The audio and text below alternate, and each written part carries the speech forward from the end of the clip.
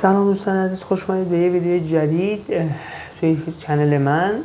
امروز اومدیم که یه سر بزنیم به چنل فوتبال کویز. یه چالش جدید آپلود کردن، بریم داشته باشیم.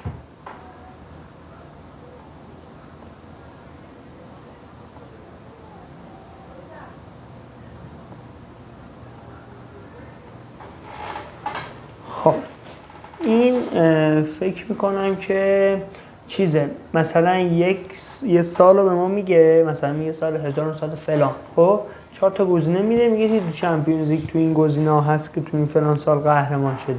بکنم یه ذره بعد تو زدم، مثلا میگه سال 1999 4 تا گزینه هست، مثلا بایر مونیخ، آژاکس، رئال، بارسا. سال 99 کی اینجا تو این سال قهرمان شده تو چمپیونز لیگ؟ بریم ببینیم. 2014 2015 گزینه دی بارسلونا. این دیگه کاری نداره.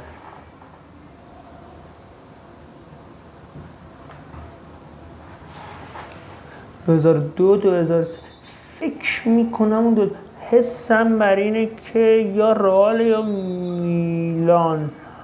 رئال. وای 2017 2018 رئال مادرید.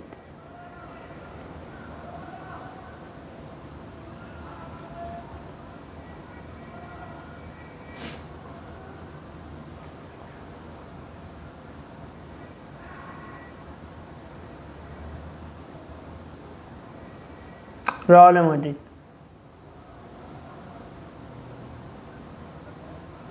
وای 2010 اینتر. بارسلونا. 2010 اینتر.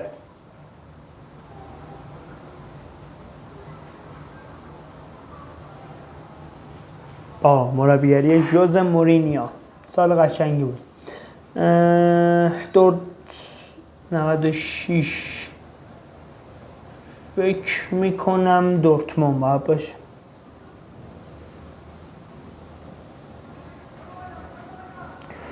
راستی دست اگه من بیشتر از 5 تا اشتباه بگم باختم. تا الان یه دونه رو اشتباه گفتم.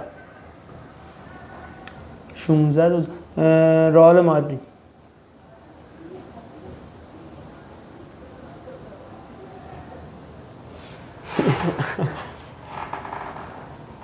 2004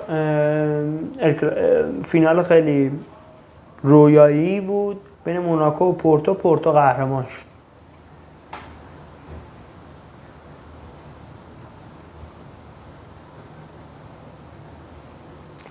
متاسفانه بارسلونا. من طرفدار رئالم.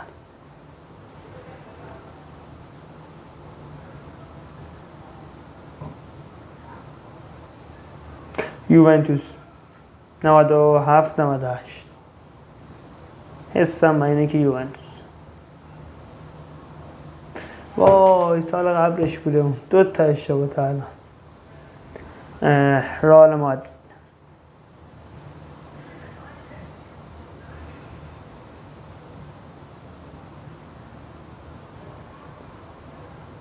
وای 3 تا. بایر مونیخ 2012 2013.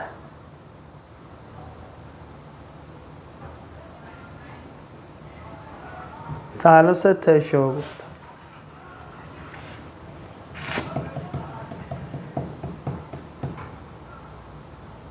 لیورپول.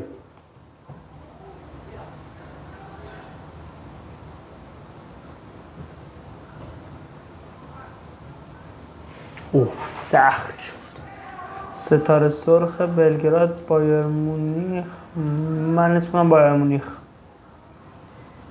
ستاره سرخ بلگراد.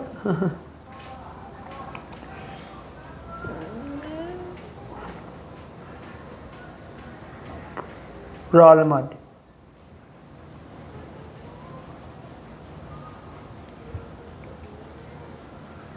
2005 2006 بارسلونا. مربیگری پپ گواردیولا دوران طلایی، عصر طلایی بارسلونا به نظر من تکرار نخواهد شد. اوه این دیگه اون دوره ها میگفتم بنفیکا اینا تیم خوبی بودن، حس میکنم بنفیکا. میلان 21. آره رئال مادرید توی نیمه نهایی به چلسی باخت. چلسی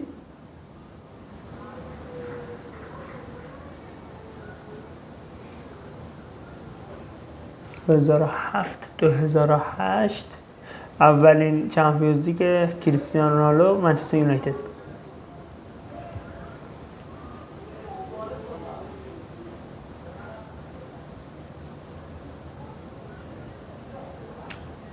فینال تمام مادریدی رئال مادرید قهرمان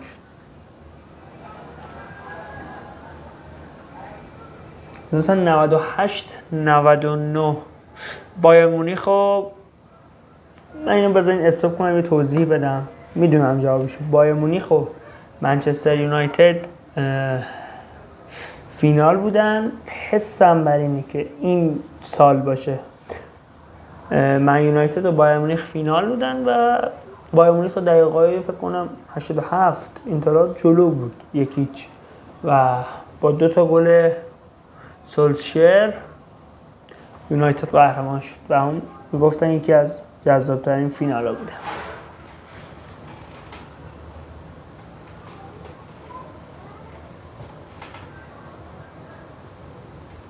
2019 2020 سال بعد رئال و بارسا و سیتی بایر مونیخ.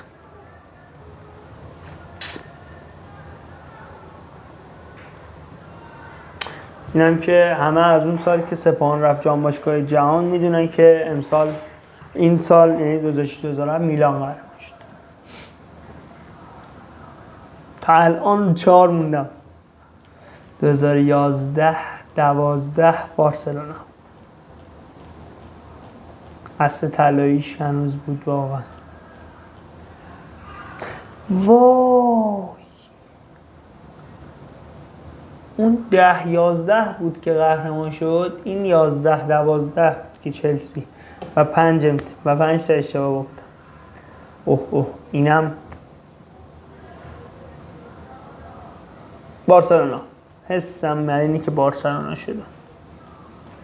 میگم شیشم اشتباه گفتم.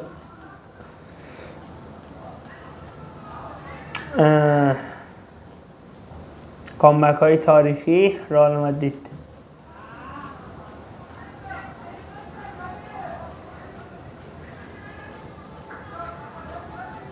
رئال مادرید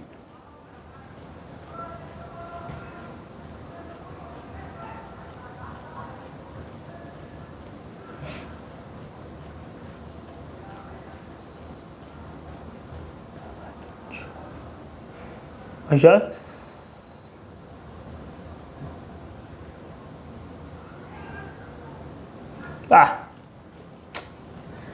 دستم نیه. 2008 2009 بارسلونا.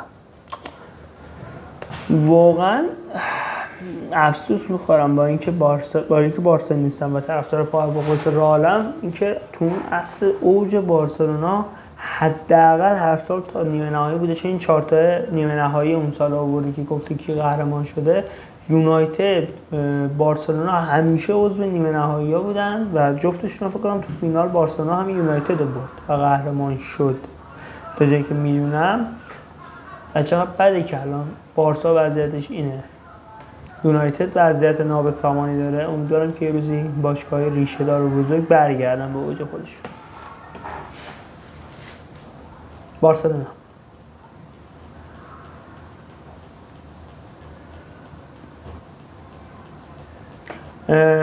رئال مادرید. الان من که باختم 6 تا رو نگفتم. من رئال مادرید.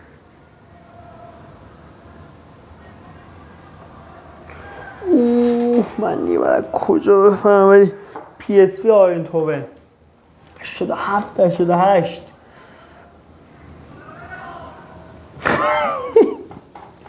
شانسی. 2004 2005 لیورپول.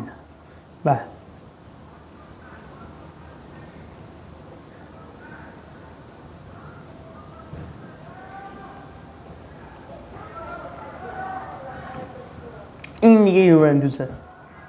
فکر میکنم این دیگه یوونتوس باید باشه. پاناتیاکوس. خب این هم که رفت توی کامنت ها. نه یعنی اینکه پیشنهادتون کیه که کی قهرمان میشه. خب این یه ذره من قدیمی تره که الان رئال و دورتموند اومدن فینال و حسم به اینه که رئال قهرمان شه. ما که انقدر جام داریم که اگه امسال هم قهرمان نشه، ولی خب دوست دارم مارکو رویس هم با جام خداحافظی کنه، ولی رئال. نظر من اینه که رئال قهرمان میشه. خب امیدوارم که خوشتون اومده باشه. خیلی ممنونم که منو حمایت کنید. من چنلم بیفته روی غلطک، ویدیوهای خیلی جذاب، زیبا، متنوعی براتون میذارم. تا دیدار دیگر، بدرود.